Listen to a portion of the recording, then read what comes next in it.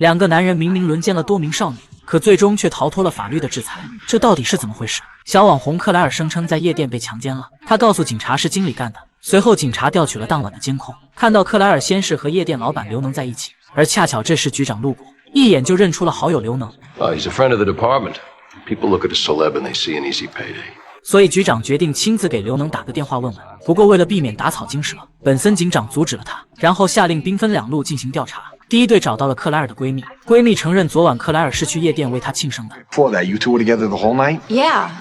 Well, wait, I did go out a couple of times for a smoke. 然而当她回去后，并没有发现克莱尔有什么异常。闺蜜建议警察去问问经理赵四，因为所有的酒水赵四都对克莱尔免费，甚至刘能都来和克莱尔调情，还和他亲热了好一会儿。这可是个重要信息。随后警探又来找老板刘能，向他出示了克莱尔的照片。哪知刘能竟得意洋洋地说出了一件石破天惊的事：克莱尔先是和我在洗手间欢好，接着赵四也进来了，然后我们三人就一起做了。And she was fine with all that. She's a big fan.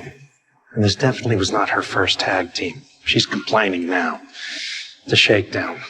没想到克莱尔竟隐瞒了三人行的事，这消息同样把本森整得也挺震惊。可阿曼达却认为刘能是在为赵四打掩护，但也有人认为是克莱尔隐瞒了真相。毕竟刘能也不是傻子，这样的谎话很容易被拆穿。眼看俩人又要争执起来，最后本森一锤定音：即使克莱尔和刘能是你情我愿，但赵四还是侵犯了他，所以这还是一件强暴案。随后本森俩人亲自找到了赵四，赵四承认他们在洗手间进行了三人行，先是刘能和克莱尔一起，然后他进去找刘能的时候，克莱尔也邀请他留下了。可对于赵四的话，警方将信将疑，接着要求调取店里的所有监控。果然发现克莱尔先是和刘能边亲热边进了洗手间。当这些证据被呈现出来后，克莱尔这才不得不承认，之所以不说是不想让人把他当作荡妇。对此警察让他老实交代，否则到了法庭上就会成为被攻击的把柄。 Did you have consensual sex with Bobby?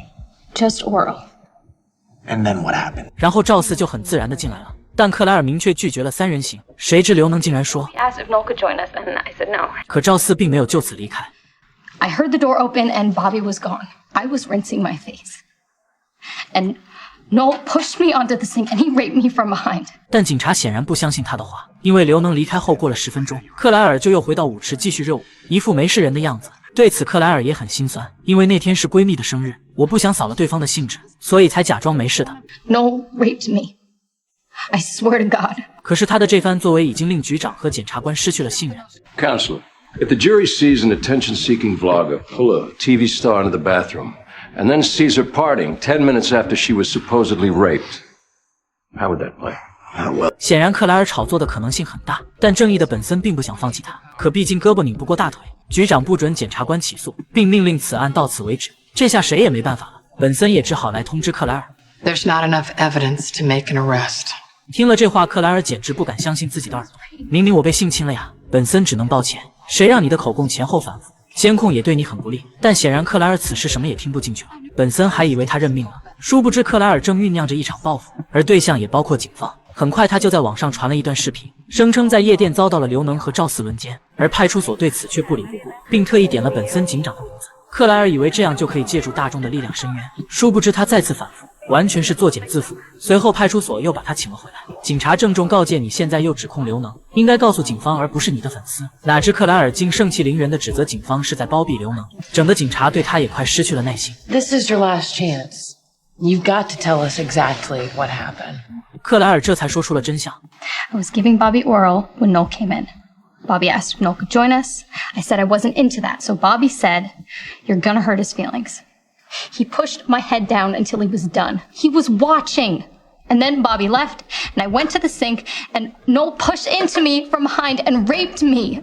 可是刘能仍是坚称双方是自愿，并保证赵四和克莱尔也是自愿的。本森质疑：难道你是他肚子里的蛔虫吗？然而就在这时，局长突然提醒刘能有律师在场在发言，显然这是在徇私包庇好友。本森都震惊了，没想到顶头上司竟当面违规。本森还想据理力争，可局长却强势命令他立马结案。然而克莱尔坚决拒绝撤下视频，并指出有一条特别的留言证明他没说谎。警察急忙观看，留言人竟也是一位同样被刘能和赵四侵犯过的受害者。随后警察找到了那名女孩，女孩被侵犯的过程竟然和克莱尔一模一样，也是半路赵四凑巧进去，然后刘能让他和赵四一起。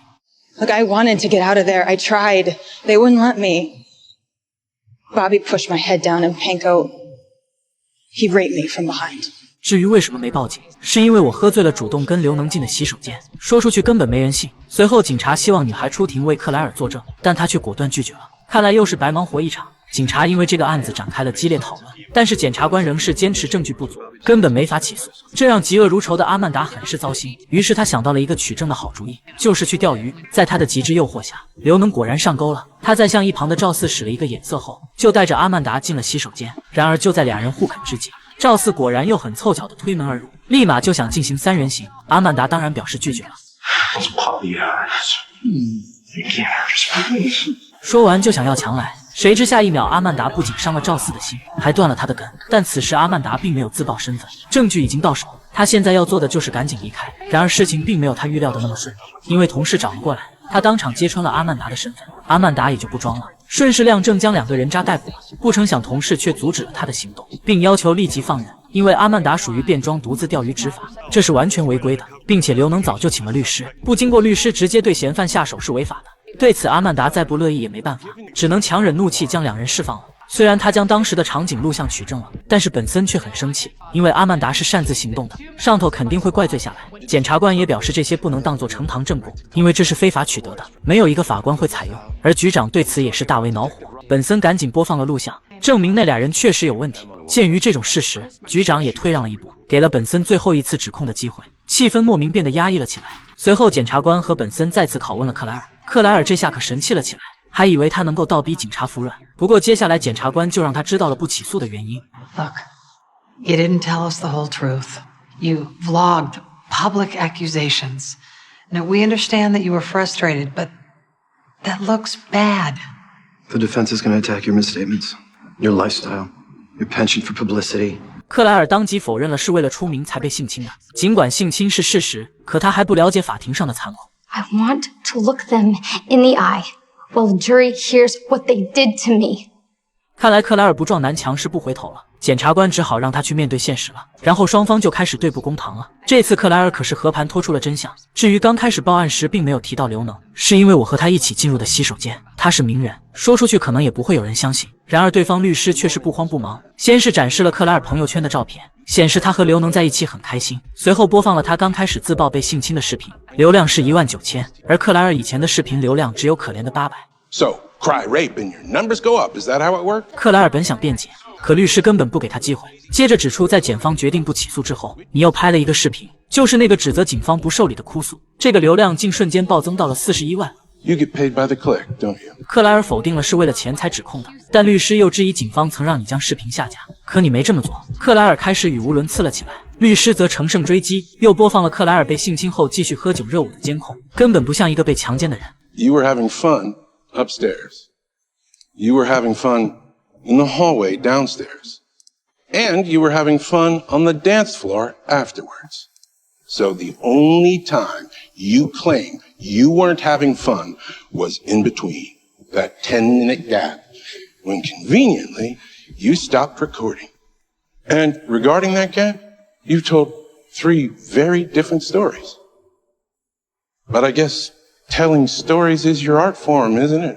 这下克莱尔可真是百口莫辩了，也终于明白了自己作下的就要自己承担，而这一切早就在检察官和警察的意料之中。很快陪审团做出了裁决，对于1级性侵与肛门奸罪名，刘能和赵四无罪。克莱尔彻底傻眼了，他看着陪审团的眼睛诉说结果被摧毁了，他现在成了全国的笑柄。耿直的阿曼达很是为克莱尔鸣不平，接着他钓鱼的那段视频突然在网上爆开了。虽然法律没能制裁刘能赵四，但网络舆论却将两人彻底淹没。而对此本森很是生气，将阿曼达狠狠训斥了一通，责怪他擅自公开视频是严重的违规。但阿曼达也是一头雾水，他也不知道视频怎么会泄露，但肯定不是他做的。而鉴于阿曼达以前的表现，本森根本不相信，然后就让他回去等着上头的调查吧。但是同事却相信阿曼达，因为他知道是谁做的，并保证不会被上头查出来。听了这话，本森好像明白了什么，原来竟是人畜无害的他干的。对此，本森最终选择了睁一只眼闭一只眼，毕竟刘能和赵四罪有应得。